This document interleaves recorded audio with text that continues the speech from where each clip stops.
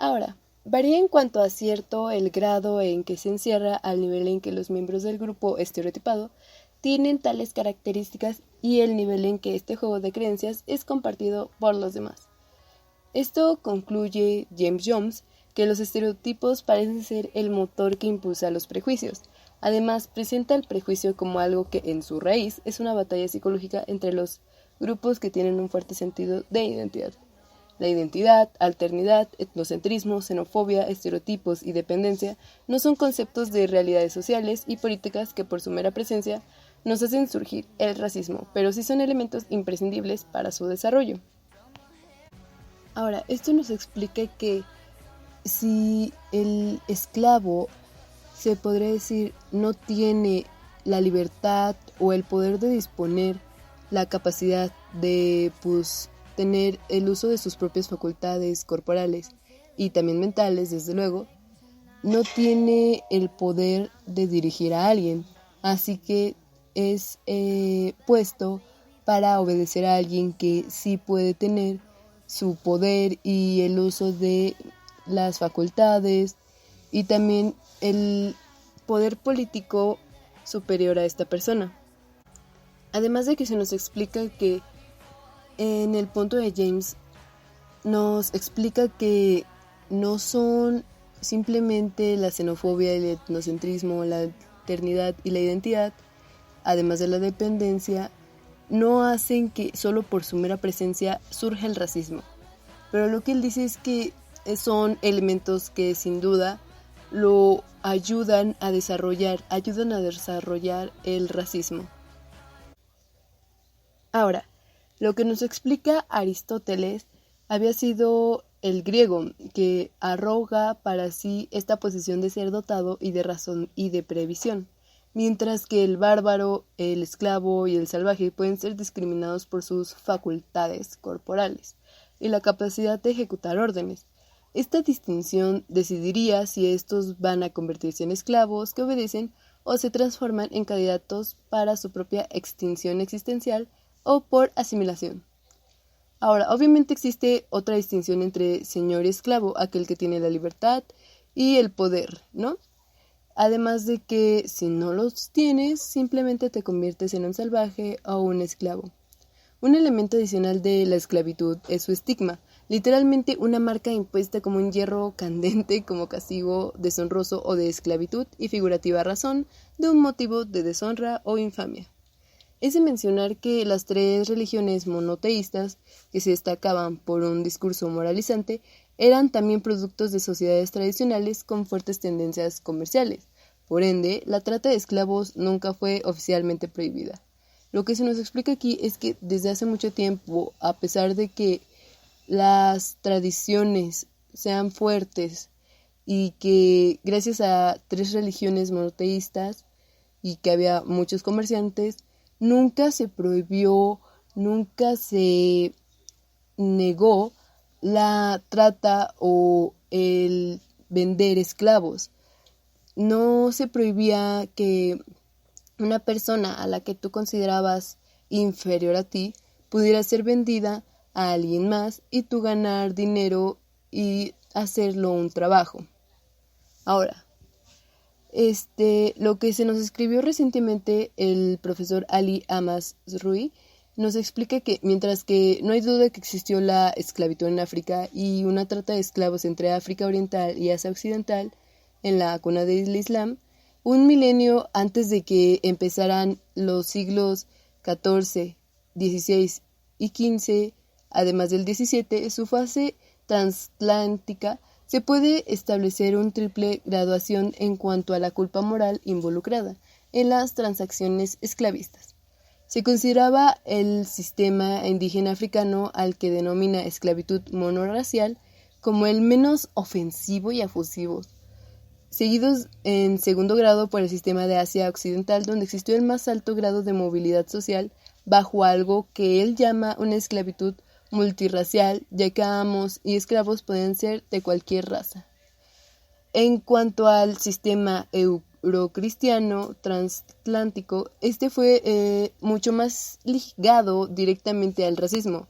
Amos blancos, esclavos negros. Lo que se veía ahí y se nota directamente como una discriminación. Estaba polarizado a través de la división de color, en términos de asimilación de los esclavos a la raza de los amos. Este sistema fue el menos integracionista y el menos asimilacionista de los tres sistemas. En su orientación económica fue el más comercializado en escala, fue por mucho el movimiento coercitivo más extendido por largas distancias en la historia de la humanidad. ¿Qué nos explica esto? Se nos explican las tres religiones monoteístas, en cómo la esclavitud en África se podría tratar tanto en Asia como en África. Se podrían poner a los esclavos y a los amos de la misma raza, del mismo color, mientras que en Europa se nos explicaba que esto directamente iba al racismo y simplemente se te dividía dependiendo de tu color, mientras que los esclavos se convertían en eso y dejaban de tener un poder y una libertad de sí mismos por ser negros.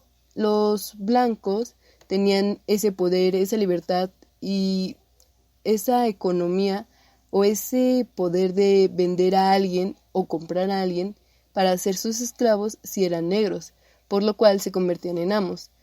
Esto nos explica también que, a diferencia de otros sistemas, estos tres son los que más se podrían destacar. Otros sistemas como el portugués, el español, el anglosajón, se pueden sujetar los tres sistemas a una escala de culpabilidad. Se llega a la conclusión que los arquitectos y principales criminales del sistema esclavista transatlántico eran culpables en primer grado. Ahora, la tradición judeo-cristiano-musulmana aceptó el paradigma de la creación ab initio y con ella el origen del género humano a partir de una pareja única, como quedó documentado en el Génesis del Antiguo Testamento. Para fines del siglo XVI y XIV produjo en Inglaterra, dentro de su variante cristiana entre los predicadores y pobres, un John Ball que durante la Gran Rebelión Campesina de 1381 podía preguntar: cuando Adán araba y Eva hilaba, entonces ¿quién era el caballero? Tema que explotaría más extensamente en su prédica en Blackheath. Ahora, esto nos explica que los más fuertes sistemas eran los de África, Asia y Europa. Además de que en España, en anglosajón, en español y portugués, estos sistemas eran más principalmente a los culpables en primer grado, al vendedor, al comerciante, que empezara a hacer esta trata, era el primer culpable y se le podía castigar. También se nos dice que durante el siglo XIV, durante Inglaterra, gracias a John Ball, que dijo la frase: cuando Adán araba y Eva hilaba, entonces ¿quién era el caballero? Esto ayudó a que explotara extensamente y ayudara a dar un mejor tratado a la gente. Desde el principio, todos los hombres fueron creados iguales por naturaleza. La esclavitud fue introducida por medio de la opresión injusta por hombres sin valor contra la voluntad de Dios. Si Dios hubiera querido crear esclavos, por cierto, hubiera determinado desde el principio del mundo quién tenía que ser esclavo y quién tenía que ser señor. En el siglo XV, los impulsores de la expansión ultramarina provenían de las élites habitantes del mundo blanco, que, como atestigua el viajero marroquí Ibn Battuta, incluía tanto cristianos como musulmanes de la religión mediterránea y el sudoeste de Asia. La distinción racial preexiste tajante es entre blancos y negros, y la única que existía en cuanto a tines raciales durante los siglos XVIII y XIX. En el mundo hispánico existían en la primera mitad del siglo XVII extensas discusiones sobre la licitud de esclavizar a los habitantes de un nuevo mundo aparecido imprevistamente. Resultó formalmente de jure una negación de tal poder sobre los nativos americanos. No obstante, una vez obtenida la sanción imperial por Carlos V, al establecerse un asiento de esclavos como transacción comercial grave por la Caja Real, a mediados del siglo XVI, el comercio transatlántico de esclavos africanos se expandió exponencialmente para suplir la falta de mano de obra en las pobladas, religiones americanas y caribeñas. Ahora, si la tez era una marca visible de determinación social y política, otro determinante surge con el flujo mágico de la sangre que se convierte en un nuevo elemento de discriminación en el mundo hispánico. A través del surgimiento de la discriminación entre cristianos y conversos, surge el concepto de limpieza de sangre, institucionalizado desde mediados del siglo XVI. De ahí en adelante, el estigma natural de ser negro o moreno o distinción del blanco se hizo extenso a los de color, lo que, por conveniencia, incluía no solo a las diferentes razas establecidas, sino asimismo a los productos de los encuentros sexuales que resultaron reproducidos en cuanto a la sangre y tez. Ahora, se nos explica que Peter Frieder ha seguido el desarrollo del racismo en Gran Bretaña. El racismo emergió en la tradición oral de Barbados en el siglo XVII y cristalizó en la lengua escrita de Gran Bretaña en el siglo XVIII, como la ideología de la pantocracia, la clase de los dueños de las plantaciones de azúcar y mercaderes de esclavos que dominó las colonias inglesas del Caribe. En 1753, uno de los gigantes de la Ilustración del siglo XVIII, el filósofo escocés David Hume, ya había declarado: tengo tendencia a considerar a los negros y en general a todas las especies de hombres, porque hay 4 o 5 diferentes, como naturalmente inferiores a los blancos. 20 años después, Edward Long, en su Historia de Jamaica en 1974, nos ofrece la declaración de los primeros ideológicos más influyentes. Cuando en 1787 Thomas Jefferson, el coautor y editor de la Declaración de Independencia y el futuro presidente de Estados Unidos, contestó en sus notas acerca del estado de Virginia un cuestionario del gobierno francés, emitió estos comentarios acerca de los nativos de América del Norte. Antes de condenar a los indios de estos continentes como carentes de genio, tenemos que considerar que las letras no habían sido introducidas entre ellos. Los comparaba con los europeos del norte antes del contacto de la civilización romana y cuestionaba: ¿cuántos buenos poetas, cuántos matemáticos hábiles, cuántos grandes inventores en las artes y ciencias habían obtenido entonces Europa al norte de los Alpes? Pasarían 16 siglos antes de que se formara un Newton.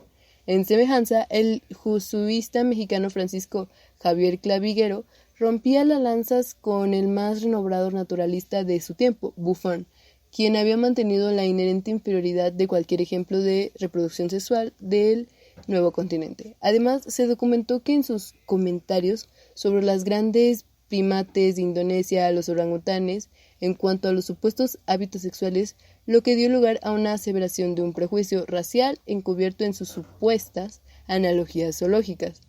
Los hombres negros prefieren a mujeres blancas sobre las de su propia especie, tan uniformadamente como existe la preferencia de los orangutanes por las mujeres negras sobre las de sus especies.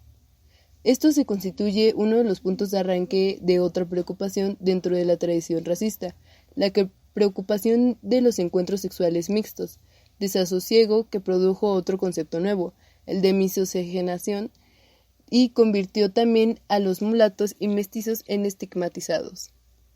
Ahora, para no perdernos en la información, les explicaremos qué es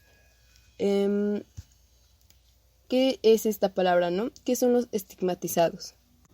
Ahora, la palabra estigmatizado se refiere al individuo que posee la marca diferenciadora, marca que tiene como un valor negativo, norma en virtud de las reglas que hacen que así sea.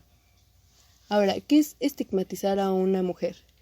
Es un grupo o una persona estigmatizada, se busca bajarle la autoestima, la motivación, la confianza, la autodeterminación y la propia identidad para ocasionarle el silencio, el miedo, el acatamiento y la inseguridad y la sociedad.